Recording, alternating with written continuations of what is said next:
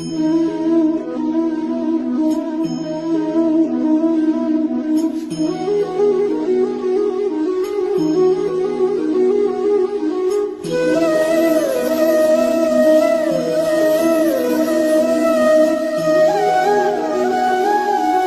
हर महादेव, जय श्री महाकाल।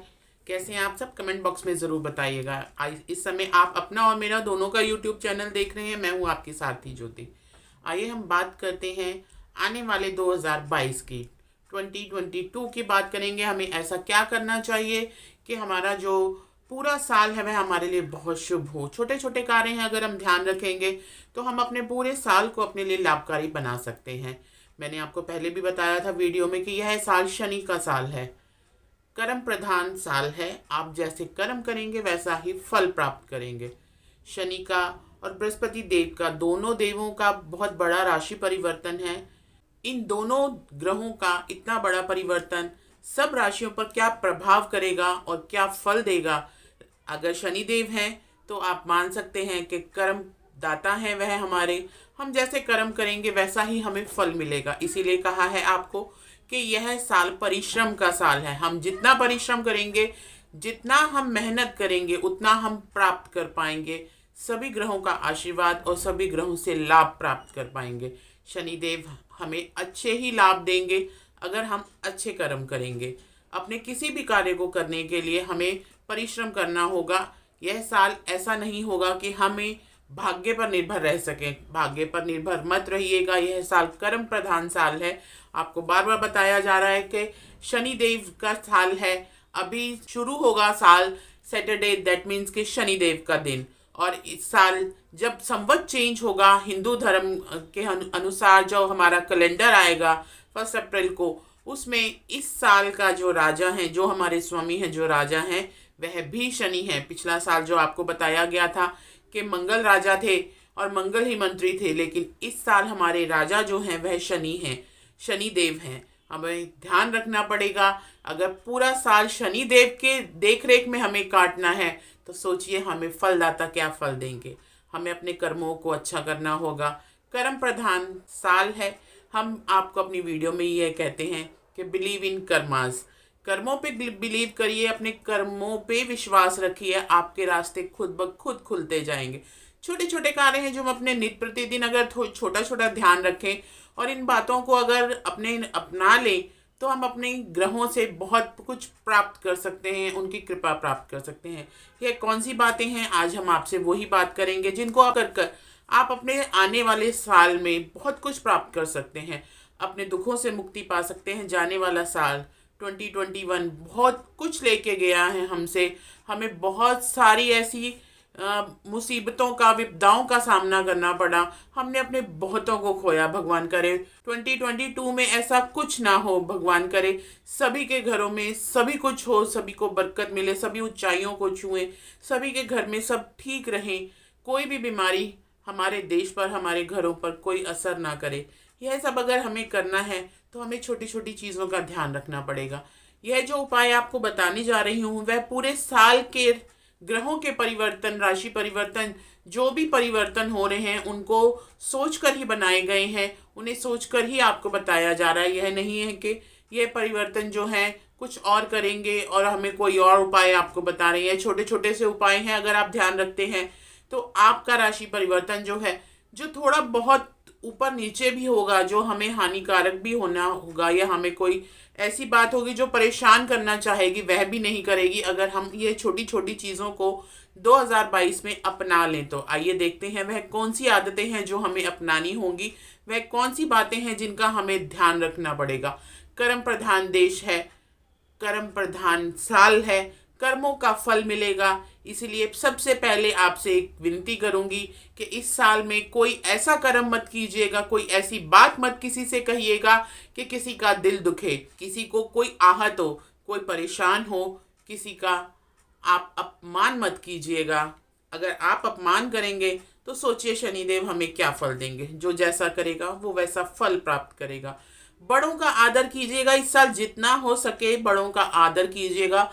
बड़ों को अपशब्द मत कहिएगा। आपका एक अपशब्द बड़ों को या आप के साथ जो काम करते हैं, आपके जो कर्मचारी हैं, सफाई कर्मचारी हैं, आपके घर में मेड्स आती हैं वो, या आपका सड़क पे जो सफाई करते हैं वो, आपकी फैक्ट्री में जो कर्मचारी हैं वे, आपके शोरूम्स में जो कर्मचारी हैं वे, अगर आप अपशब्द इनसे कहेंगे, इनका शनिदेव के लिए बहुत बड़ा महत्व होता है। शनिदेव इनकी सेवा से बहुत जल्दी प्रसन्न होते हैं और आशीर्वाद देते हैं। सबसे पहले ये कहा जाता है कि अगर किसी पे साढ़े साती चल रही है शनि की, या ढैया चल रही है, या कोई भी दिक्कत चल रही है, शनि आपके लिए लाभकारी नहीं है, आपको हानि पहुंचा रहे हैं, आपको तकलीफ दे रहे हैं, कोई भी दशा अंतरदशा चल रही है शनिदेव की, तो एक ही सबसे पहले उपाय होता है कि आपके घर के सफाई कर्मचारी, आपकी फैक्ट्री के सफाई कर्मचारी, आपके शोरूम के जो कर्मचारी हैं, आप उनकी सेवा शुरू कीजिए, उनको कुछ ना कुछ देना शुरू कीजिए, उनको दान करना शुरू कीजिए। शनि अपने आप ठीक होते हैं, लेकिन अगर हम इन्हें गुस्सा करें, अपशब्द कहें, तो शनि गुस्सा भी उतने ही होते हैं। मैं आपसे बार बार कह रही हूँ कि जैसे कर्म करेंगे वैसा हम फल प्राप्त करेंगे।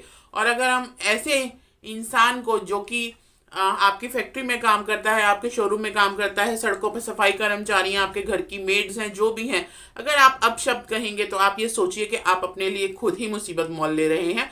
आपको यह दंडित जरूर मिलेगा, और इस साल के कर्म इसी साल दंडित होंगे। यह नहीं कि हमने कर्म कर दिए तो बाद में देखे जाएंगे। आप ये याद रखिए, 2022 से लेकर 2025 तक जो है, यह जो राशि परिवर्तन है वह रहेंगे, और उसी के मुताबिक आपको बताया जा रहा है। यह 3 साल आपके लिए कैसे हो सकते हैं। 3 साल इंसान को बहुत कुछ बदला देते हैं, बहुत कुछ सिखा देते हैं। हमारी ज़िंदगी में ऐसा परिवर्तन हो जाता है कि ऊपर से नीचे और नीचे से ऊपर आने में 2 मिनट लगते हैं। 3 साल तो बहुत लंबा टाइम है। आप ये याद रखिए कि शनिदेव किसी को कल पर नहीं छोड़ते। जो हमें कर्म किए होते हैं उनका फल उसी समय मिल जाता है। इसीलिए ध्यान रखिएगा, आप किसी को अपशब्द न कहिएगा। आप जो भी कार्य कीजिए इस साल आप कोशिश कीजिए कि जो कुछ भी करें वो लिख कर करें, उसे लिखना शुरू कर दीजिए। जितना आप लिखेंगे उतना आप अपने आप पे से ग्रहों का, बुरे ग्रहों का जो प्रभाव है वह खुद कम करते जाएंगे। इस साल जो भी आप कार्य कीजिए वह लिखिए। आपको अगर पता हो, आपको किसी ने, बड़े बुजुर्ग ने बताया हो, हमारे बड़े बुजुर्ग थे, कॉपी आती थी जिन पे राम राम राम राम लिखा जाता था। कहते थे कि अगर जितनी कॉपियां लिखेंगे उतना हमारा जीवन जो है सार्थक होगा, हमारी मृत्यु जो है वह आसान हो जाएगी, हमें ऊपर जाने में आसानी हो जाएगी। हमारे बड़े बुजुर्गों ने बहुत लिखा है, मेरी मम्मा ने तो बहुत कॉपियां भरी हैं। फिलहाल मैं ये कहूँगी, भगवान किसी को भी कोई ऐसा फल मत देना जिससे उसे परेशानी हो। भगवान जी, अगर किसी ने कोई ऐसा कर्म कर भी दिया हो तो उसे क्षमा दे दीजिएगा, उसे माफ़ कर दीजिएगा। लेकिन आपसे यह कहूँगी कि जानबूझ के मत करिएगा। यह नहीं कि हम माफ़ी मांग लें और कर्म कर लें चल जाता है, ऐसा कुछ नहीं होता।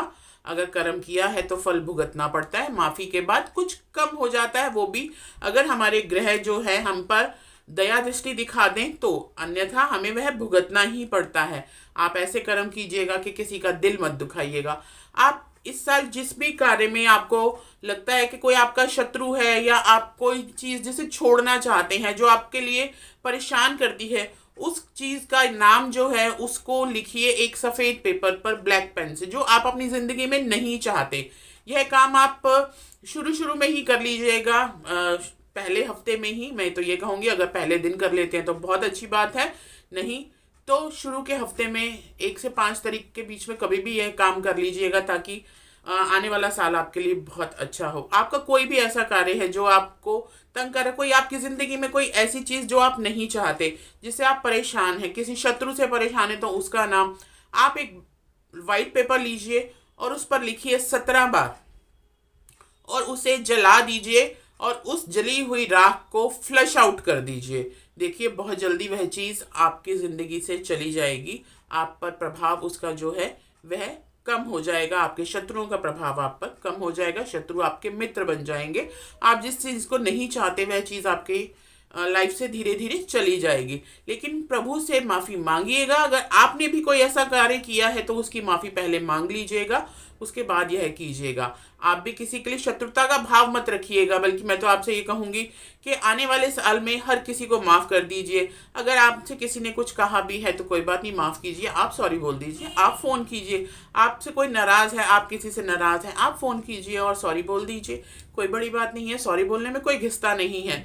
बल्कि सामने वाले भगवान जो देख रहे हैं, शनिदेव जो देख रहे हैं, वे देख लेंगे कि साल के पहले ही दिन आपने अपने कर्मों को सुधारने के लिए खुद ही माफी मांग ली, तो वह सदैव आप पर अपनी कृपा दृष्टि ही बरसाएंगे कि यह तो बड़ी जल्दी माफी मांग लेता है, इसने तो अपने कर्मों के लिए खुद ही माफी मांग ली, तो मैं क्यों इसे दंडित करूं। अगर आपसे जाने अनजाने में कोई गलती हुई है, आपने किसी से कुछ अपशब्द कहा है, तो मैं तो ये कहूंगी कि आप उस इंसान को सॉरी बोल दीजिए। लेकिन अगर आप में अहम आ रहा है या आप किसी वजह से नहीं बोल सकते, तो आज 1 जनवरी को जब भी आप सुबह उठेंगे, पहले तो आप जल्दी उठिएगा और भगवान को याद कीजिएगा, अपने सभी कार्य कीजिएगा, पूजा पाठ ज़रूर कीजिएगा। और मंदिर में खड़े होकर, अपने घर के मंदिर में खड़े होकर, या मंदिर में आप जाते हैं तो ज़रूर जाना चाहिए, आपको ज़रूर जाना चाहिए। सुबह उठिए और मंदिर में जाके भगवान जी को हैप्पी न्यू ईयर कह के आइए। वैसे तो हमारा न्यू ईयर अप्रैल में आएगा, लेकिन समाज के साथ रह रहे हैं तो इसे भी हम न्यू ईयर ही मानते हैं, सारे कार्य इसी तरीके से होते हैं। तो जाइए मंदिर में और भगवान जी को न्यू ईयर विश करके आइए और अपनी गलतियों के लिए क्षमा मांग के आइए, और आगे की आपकी ज़िंदगी बहुत सफल हो, यह उनसे मनोकामना करके आइए। देखिए आपको प्रभाव ज़रूर दिखेगा। इसके बाद हम बात करते हैं कि आप इस साल गाय की पूजा ज़रूर कीजिएगा, गाय का आशीर्वाद ज़रूर लीजिएगा। गाय को नियम से खाना खिलाइएगा, रोटी खिलाइएगा, चारा खिलाइएगा, यह मत भूलिएगा। इस साल अगर आप गाय को खिलाते हैं तो इसका प्रभाव आप अपनी ज़िंदगी पर स्वयं ही देख लेंगे। आप सबको पता है कि गाय माता में सभी देवी देवताओं का वास होता है। जब सभी देवी देवताओं के आशीर्वाद मिलेंगे तो ग्रहों को भी अपना आशीर्वाद हमें देना होगा।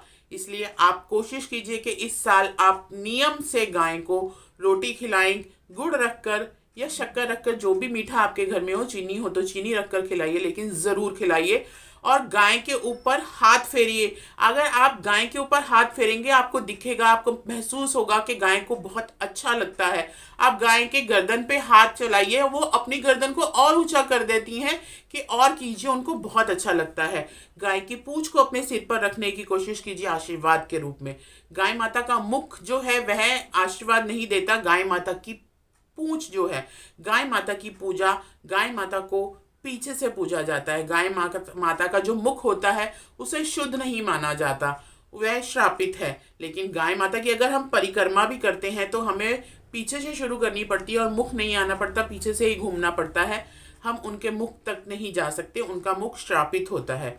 इसीलिए गाय माता की पूंछ को आशीर्वाद के स्वरूप अपने सिर पर जरूर रखिए। गाय माता कभी कुछ नहीं कहती, आपको डर लगता है, लेकिन ये एक सच्चाई है कि गाय माता कभी कुछ नहीं कहती। मैंने बहुत देखा है इस साल में कि लोग वह कार्य करते हैं जिससे उनके ऊपर राहु का जो प्रभाव है ज़्यादा हो जाए। इस साल राहु का भी साल है, मैंने आपको बोला कि 22 है, दैट मीन्स के 4 टोटल बनता है, 4 मतलब राहु का। और अगर पूरा टोटल करें तो 6 बनता है, 6 मतलब शुक्र। इस साल हमें बहुत कुछ मिल सकता है शुक्र ग्रह की कृपा से। आप सबको पता है शुक्र ग्रह ही हैं जो हमें सब कुछ देते हैं। हमारे घर में लग्जरी, गाड़ी, बंगला, ऐशो आराम, वैभव, जो भी हमें चाहिए होता है वह शुक्र ग्रह से ही मिलता है। इसलिए शुक्र ग्रह का भी समय है, हमें बहुत कुछ मिल सकता है, लेकिन अगर हम कर्म करेंगे तो। राहु को अपने ऊपर हावी मत होने दीजिए। आज की डेट में आप मार्केट में जाइए, देखिए आपको और डॉग से रिलेटेड, कुत्तों से रिलेटेड इतने शोरूम मिलेंगे खरीदने के लिए, जहां से आप कुत्तों को खरीद सकते हैं, उनकी एसेसरीज खरीद सकते हैं। कुत्तों को किसका संकेत दिया जाता है? राहु माना जाता है। अगर आप राहु को खुद ही अपने ऊपर हावी कर रहे हैं तो आपको कुछ नहीं हो सकता। वह जीव जो आपको हावी नहीं होना चाहिए उसे आप खुद परचेज करते हैं, उसके लिए इतनी एसेसरीज खरीदते हैं और उन्हें अपने पालते हैं। कुत्ता पालना गलत नहीं है, पालना चाहिए, लेकिन राहु का संकेत होता है, राहु का सिंबल होता है कुत्ता। आप अगर खुद ही अपने आप ही राहु को अपने ऊपर बुला लेंगे कि हाँ जी आइए, तो आपका कुछ नहीं हो सकता। इसीलिए ऐसा मत कीजिएगा। आप गाय माता की सेवा कीजिए। गाय माता देखिए कुछ उनको खाने को नहीं मिलता, वह गंद खा रही हैं, और जिसको हम राहु को, जिसको जितना अपने ऊपर से दूर करना चाहते हैं, उनके लिए उनको हम खरीद के ला रहे हैं, इतने प्यार से रख रहे हैं, उनके लिए घर बन रहा है, उनके लिए एक रूम हो रहा है, और उनके लिए खाने और एसेसरीज आ रही हैं। आप ध्यान रखिए, राहु का साल है, अपने ऊपर राहु को मत हावी होने दीजिए। इस साल आप कोशिश कीजिए कि अपने फोन और ऐसे इलेक्ट्रिक सामान जो भी हैं उनसे अपना कांटेक्ट थोड़ा कम कीजिए।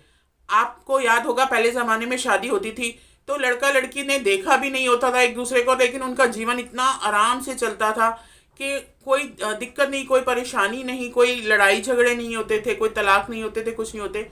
आज होते हैं, बहुत ज़्यादा होते हैं। रीज़न सिर्फ ये है कि हमारे हाथ में जो फ़ोन है ना वह राहु है, और राहु का एक ही काम होता है कि हमें भ्रमित करना। रिश्ते फ़ोनों पर तय होते हैं। आप फ़ोन पे अपना ऐप खोलिए, लड़का पसंद कीजिए, बात कीजिए। सारा दिन हम बात भी लड़कों से फ़ोन पे ही करते हैं, लड़के लड़की से बात कर रहे हैं, लड़की एक दूसरे से फ़ोन पर ही कॉन्टैक्ट्स होते हैं। तो राहु को जब हम खुद ही अपने साथ रखते हैं तो वो हमें भ्रमित तो करेगा ही, वह हमारे सिर पे चढ़ के बोलेगा ही, और अगर बोलेगा तो प्रॉब्लम्स होंगी ही होंगी। इन सारी चीज़ों को ध्यान रखिए। रिश्ता कर रहे हैं आप अपने बच्चों का तो उनको आमने सामने कीजिए, उनसे उनको विचार मिलने दीजिए। फोन पे विचार मत मिलवाइए। राहु भ्रमित करेगा, राहु कहेगा लड़की को लड़का बड़ा अच्छा है और लड़के को कहेगा लड़की बड़ी अच्छी है, वो ऐसे भ्रमित करेगा और जो चीज़ अच्छी नहीं होगी वहीं आपका मेल हो जाएगा और उसके बाद वही प्रॉब्लम जिंदगी में आनी शुरू होंगी। एंड ऑफ द डे तलाक हो जाता है।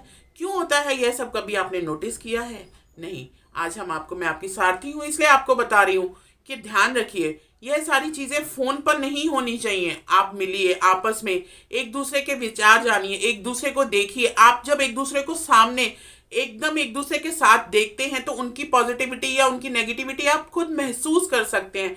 आप अगर लड़की एक लड़के को देखती है, उससे बात करती है, तो उसको बहुत सारी वाइब्रेशंस मिलती हैं कि ये लड़का कैसा होगा, कैसा नहीं। इसलिए इस साल ऐसा मत कीजिएगा, राहु का साल है, इसीलिए अपने ऊपर राहु को हावी मत होने दीजिएगा। इन सब चीज़ों पे काम कीजिएगा। बिजनेस के लिए चाहिए तो आप ज़रूर यूज़ करते हैं, कीजिए सारा दिन, लेकिन हो सके जितना उतना इस साल इसे कम यूज़ कीजिएगा। और ऐसे जहाँ संबंध बनाने हो ऐसी जगह प्लीज़ अपने फ़ोनों को स्थान मत दीजिएगा। आप आमने सामने होइए, परिवार आमने सामने हो, लड़का लड़की एक दूसरे के सामने हो, वो ज़्यादा बेटर है।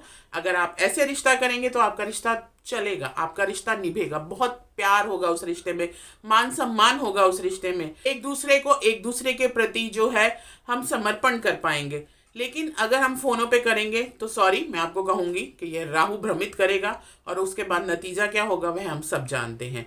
इसके बाद हम बात करते हैं कि इस साल हमें राहु को भी देखना है, शुक्र को भी देखना है और मेन चक्कर हमें शनिदेव देखने हैं। और इन सब की कृपा प्राप्त करने के लिए हमें सबसे ज़्यादा शिवजी जी को पूजना होगा, शिवजी जी की पूजा करनी होगी। इस साल जितना भी हो सके आप शिवजी जी की पूजा कीजिए, मंदिर जाइए, शिवलिंग पर जल अर्पण कीजिए, दूध अर्पण कीजिए, लेकिन दूध को मीठा कर लीजिएगा, मिश्री डालकर, कुछ भी डालकर ज़रूर मीठा कर लीजिएगा। मीठा दूध जो है, कच्चा दूध जो है वह शिवलिंग पर अर्पण कीजिएगा। देखिए भोलेनाथ आपकी सारी विपदा हर लेंगे, आपको खूब आशीर्वाद देंगे। आपका जो साल है वह ऐसा जाएगा कि आप सोच भी नहीं पाएंगे कि आपने जो जो सोचा था वह सब पूरा हो गया। भोलेनाथ आप पर बहुत कृपा करेंगे। मेरे भोलेनाथ बहुत अच्छे हैं।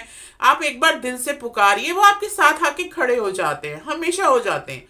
वह दिल से उन्हें कोई पुकारे, दिल से आप समर्पण कर दीजिए, देखिए आपके साथ वो सदैव चलते हैं, कभी साथ नहीं छोड़ते। वो कहते हैं ना, लाख दुख लेकिन एक सुख। कौन? भोलेनाथ।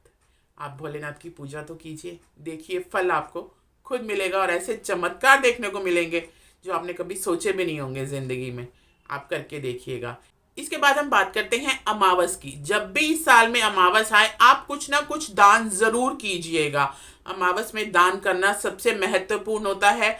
अगर आप दान करेंगे आपके बंद रास्ते खुलेंगे, आपको अपनी तरक्की में बहुत लाभ, आपकी नौकरी होगी, आपका जॉब, जहाँ भी आप जॉब कर रहे हैं, जहाँ भी आपकी फैक्ट्री है, जो भी आपका शोरूम है, आपको तरक्की बहुत ज़्यादा मिलेगी अगर आप इस साल अमावस का दान करें। इस साल का एक सबसे बड़ा दान है किसी भी विधवा औरत को, कोई भी पूरे साल में आप यह उपाय कभी भी कर सकते हैं। जब आपको लगे कि आप समर्थ हैं इस उपाय को करने के लिए तब आप कीजिएगा।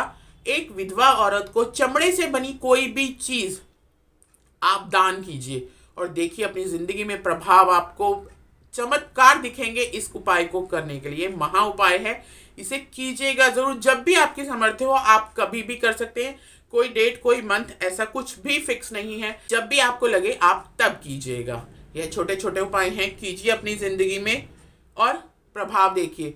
तुलसी मैया की पूजा जरूर कीजिएगा। शुक्र ग्रह है, तुलसी माता को अगर आप पूजते हैं, उनमें आप नियम बना लीजिए कि एक दिन, हफ्ते में एक दिन, कोई एक दिन आपने उन पर एक बूंद दूध अर्पण करना है।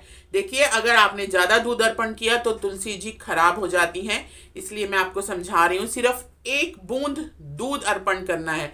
यह करके देखिए, आपकी जिंदगी से जो भी आर्थिक दिक्कत होगी वह खत्म होनी शुरू हो जाएगी और आपको बहुत आशीर्वाद मिलेगा, बहुत प्रभाव देखने को मिलेगा। भगवान विष्णु हरि का, माता लक्ष्मी का यह उपाय करके देखिएगा। ये छोटी छोटी बातें हैं, आप अपना लीजिए और आपका साल देखिए अब 2022 कितना अच्छा जाता है। नियम बना लीजिए, रोज सुबह आपने मंदिर जाना है, भोलेनाथ पे जल अर्पण करना है, दूध अर्पण करना है। देखिए, अपनी जिंदगी में प्रभाव देखिए। आप याद करेंगे कि हाँ जी, हमने एक छोटा सा उपाय किया था और हमें हमारी जिंदगी में इतना सुख मिल गया, इतना कुछ मिल गया जिसकी हमने कभी उम्मीद भी नहीं की थी। भोलेनाथ हमेशा हर किसी के साथ खड़े होते हैं, उनको बुलाने के लिए कोई सोमवार नहीं देखना पड़ता। वो साक्षी, एक भोलेनाथ ऐसे हैं जिनके मंदिर में आप जाएंगे आपको बैठने की जगह नहीं मिलती। भोलेनाथ पिता हैं हमारे, और पिता को याद करने के लिए, पिता के पास जाने के लिए कोई समय नहीं होता। आप किसी भी देव की पूजा कीजिए, आपको एक समय निश्चित होता है कि आपने इस समय पूजा करनी है, शाम को इस समय, सुबह इस समय, आप इस समय जाएंगे मंदिर में, इस समय नहीं जाएंगे, इस समय किवाड़ बंद जाएंगे। लेकिन भोलेनाथ एक ऐसे देव हैं, ऐसे प्रभु हैं, परम पिता परमात्मा है, जहाँ आप जब मर्जी जा सकते हैं। वे कहते हैं माता पिता से मिलने की, माता रानी कहती है माता पिता में से मिलने के लिए कभी बच्चों को टाइम नहीं देखना होता, बच्चों का मन करता है वो अपने माँ बाप के पास आ जाते हैं। भोलेनाथ तो ऐसे हैं जो कहते हैं आओ जल चढ़ाओ और जाओ, अपना काम करो, तुमने जल चढ़ा दिया, तुम्हारा काम पूरा हो गया, बाकी मेरा काम है अब करना। इसलिए आप देखिएगा, कभी भी भोलेनाथ के मंदिर में कभी बैठने की जगह नहीं होती। नीचे पानी पानी होता है, जल ही जल होता है, सब चढ़ाते हैं, नीचे गिर जाता है, आप बैठने की जगह नहीं होती। हाँ, आप भगवान विष्णु हरि के मंदिर में जाइए, राम जी के मंदिर में जाइए, कहीं भी जाइए, आपको बहुत बड़े हॉल मिलते हैं, आप बैठिए, पूजा कीजिए। भोलेनाथ के यहाँ कभी कोई जगह नहीं मिलती जहाँ बैठ के आप, वो कहते हैं आओ काम करो और जाओ, अब मैं करूंगा जो तुमने कहा है। लेकिन जिस हिसाब से हमारा समर्पण होता है, जिस हिसाब से हमारी भावना होती है, वैसा मिलता है। मैंने आपको बहुत सारी बातें बताई, ध्यान रखिए और यह सब अपनाइए अपनी जिंदगी में और प्रभाव देखिए। मैं भगवान से यही प्रार्थना करूंगी, भोलेनाथ से यही प्रार्थना करूंगी, हे प्रभु सदैव सब पर कृपा करना, सब पर अपनी दया दृष्टि बनाए रखना, माता रानी सदैव सबके साथ रहना। आपके लिए 2022 बहुत अच्छा हो, खूब तरक्कियों हो आपकी, खूब बुलंदियों को छुएं आप, आपकी समस्त मनोकामनाएं पूर्ण हो, यही मैं प्रार्थना करूंगी। वीडियो अच्छी लगे तो इसे लाइक ज़रूर कीजिएगा, शेयर ज़रूर कीजिएगा, चैनल को सब्सक्राइब ज़रूर कीजिएगा। मैं कौन हूँ ये आप सब जानते हैं, नहीं जानते तो मैं फिर भी बता देती हूँ। मैं आपकी एस्ट्रोलॉजर हूँ, वास्तुशास्त्री हूँ, अंक शास्त्री हूँ, चेहरा भी पढ़ती हूँ, हाथों की लकीरें भी पढ़ती हूँ। वीडियो को लाइक ज़रूर कीजिएगा और इंतज़ार कीजिएगा, मैं फिर आऊँगी। खुश रहिएगा और सबको खुश रखिएगा और खुशियाँ बांटिएगा, खुशियाँ बांटिए। देखिए आपकी ज़िंदगी में खुशियाँ खुद ब खुद आ जाएंगी।